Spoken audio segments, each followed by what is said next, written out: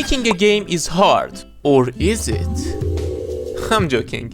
Yes, it is hard, but why should you try? Because it's 2024. Making a game has never been this easier. Every software you need to make a game is either free or pretty affordable, and there are hundreds and even thousands of tutorials for each one of them. While it's the downfall of AAA companies making shitty greedy products they call games, indie games have been on a thriving rise, with the recent hits like Palworld, which skyrocketed to the second highest player count at launch on Steam, Pizza Tower, the beloved platformer, which is also highly talked about on social medias, or Lethal Company, a co-op horror game which sold more than fucking Call of Duty Modern Warfare 3, and surprisingly was made by one person? Like, what the fuck? You can press this button to pay your respect. Steam is more supportive of indie games than ever, with dedicated festivals to showcase and market your game, or don't. Buckshot Roulette suddenly got famous thanks to YouTube and itch.io. Hey, they're making a multiplayer mode. Look, if you were anything like me, having access to a PC and the internet at a very young age made me do weird stuff, try different apps and explore the features that this machine has to offer. And of course, I played a shit ton of video games. Well, what happens when you interact with other people's work that you enjoy?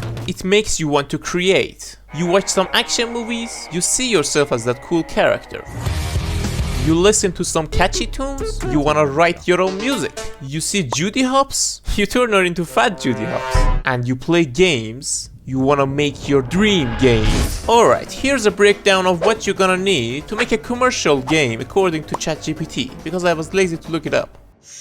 Programming, game design, graphic design and artistry, sound design and music composition, UI/UX design, project management, communication and collaboration, especially if you're not alone, problem solving and creativity, testing and debugging, marketing and business savvy, and a few years of your life. At least. Assuming you're at the very start of this journey, here's what you somewhat already have. Here's what you don't need to worry about for now. I mean, even Bethesda, with their multi-million-dollar budget, managed to not care about this one for their newest release, Starfield, so why would you?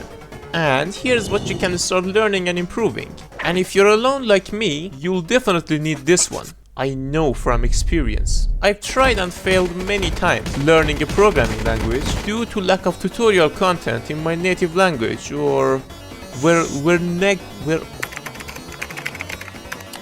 The fuck is this? And it just being fucking complex to just go and learn fucking Java because Minecraft is written in Java or C++ or some other God damn it. But seeing game dev videos getting more popular in the recent years and still having that dream of making my own game made me try one more time. It's a bit demotivating to see most of the famous game dev YouTubers already had a game dev or programming background before starting their big game dev series. A game dev journey is very challenging itself, and knowing that you need to learn how to code before even starting is tedious. Dani was majoring in computer science before starting his 2 abandoned games and devlogs. Jonas got his bachelor game design in 2019 and worked on Islanders before making Will You Snail. Blackthorn Prod already had a well-established cute art style in his game by the time he started making tutorial videos in 2017, which proves he knew what he was doing. 2-Star Games, the creator of Choo Choo Charles, started making games as a hobby back in 2013, which is more than a decade ago. Bargy, Polymars and Goodgis all started their game dev videos about 4 years ago, and all had some sort of a decent background on programming. Sam Hogan, rest in peace by the way, has trailers of his games from fucking 10 years ago. The interesting exception is Pontypants, who claimed to have no experience when he was starting his Punch a Bunch devlogs. However, from my point of view, he had enough knowledge. Like, come on, look at his progress. Hey, future me here. Just wanted to say that I'm not trying to imply anything negative about these YouTubers, just trying to prove my point about it being demotivating for starters. These awesome YouTubers knew when to start taking game dev more seriously, and they all succeeded. And although I don't have enough knowledge and experience as them, I'm pretty confident that I can get through this journey. You wouldn't bet on a YouTuber's failure, would you? Okay, where were we? Oh yeah, I wanted to try gamedev. I watched a ton of videos about game design, especially from Game Maker's Toolkit. Hey, by the way, this guy is also making a game with no experience, so I'm covered in game design. I've also been using Photoshop and Blender for a while, so I should be somewhat safe in those areas too. Music and sound design, oh, I've successfully failed to learn them.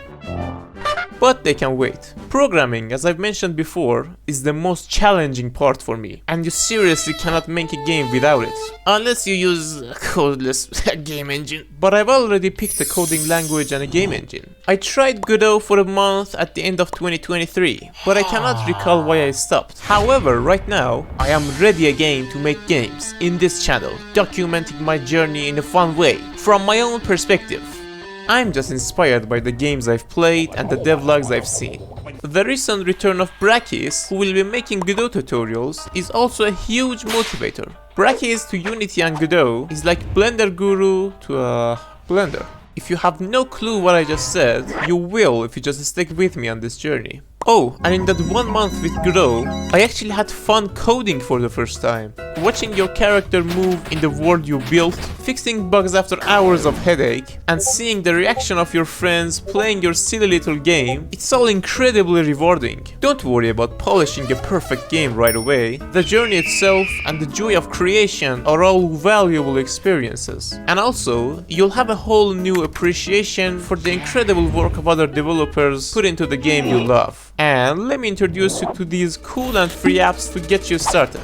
Blender is the king of cool open source apps, mainly for making 3D models and animations. Godot has a somewhat new and powerful game engine for making 2D and 3D games for PC, mobile and more. It's getting more powerful every day with a great and supporting community. We've got Sprite for making pixel art, GIMP and Krita some good Photoshop alternatives, Audacity for sound design, OBS and ShareX for capturing your screen, good for content creation or sharing your problems online, and DaVinci Resolve is a beast for video and audio editing, if you want to edit your game trailer or just make YouTube content like me. Hey, fun fact, many of the apps mentioned are also available on Steam, which is both funny and convenient. Alright, so my journey begins now, or very soon when I start actually developing a game or making videos about it.